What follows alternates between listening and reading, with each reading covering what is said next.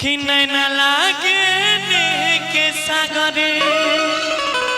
और बिंदिया लागे चान तू जान हमारे जान आइए नैना लागे के सागरे बिंदिया लागे चान तू जान हमारी जान तू जान हमारी जान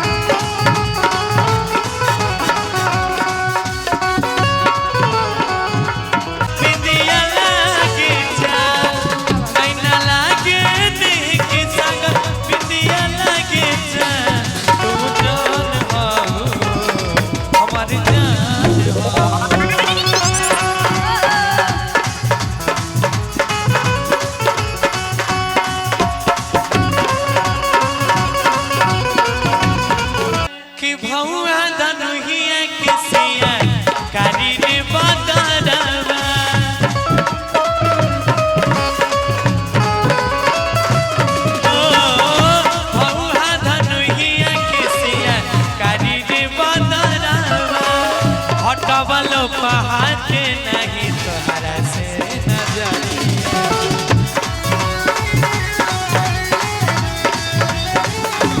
आई हाय तब से देखो नी तब से तोहके पानी हम परेशान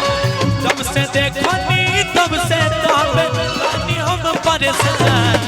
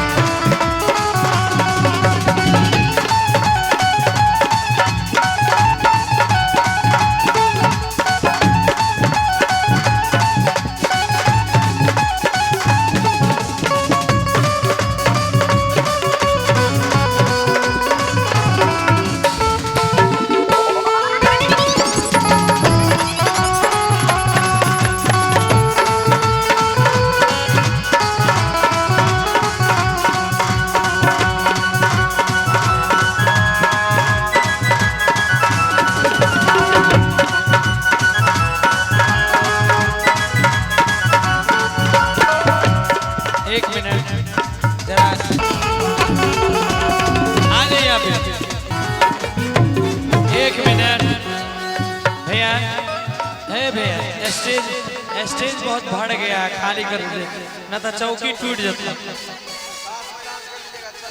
हाँ हो भाई तोरो फरमाइश पूरा कर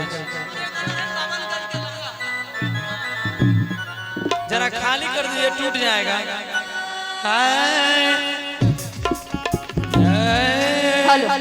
ब्लैक ब्लैक करेंगे और ब्लैक किधर गई है पता है आप सबको प्यार हो गया पता नहीं अगर हम लड़का होते ना सही बता रहे हैं हम लड़का होते तो अब भी पक्का अभी इसी स्टेज पे शादी करते हैं आपसे पता है नहीं डालिए सही बता रहे हैं हम आपको खूबसूरत इतनी है क्या बात आपका भी दिल आ गया ना इतना अच्छा डांस करते आपका भी दिल आ गया मुझे इनसे प्यार हो गया है कोई बात नहीं लड़की है तो क्या हुआ अब तो सेम में शादी हो सकता है ना कोई बात नहीं हम लोग फ्रेंडशिप कर लेंगे लवर बन सकते हैं हम से बात करते रहेंगे क्या स्टेज को थोड़ा खाली कर दीजिए भर गया है पूरा जगह ही नहीं बचता हम लोग काम करेंगे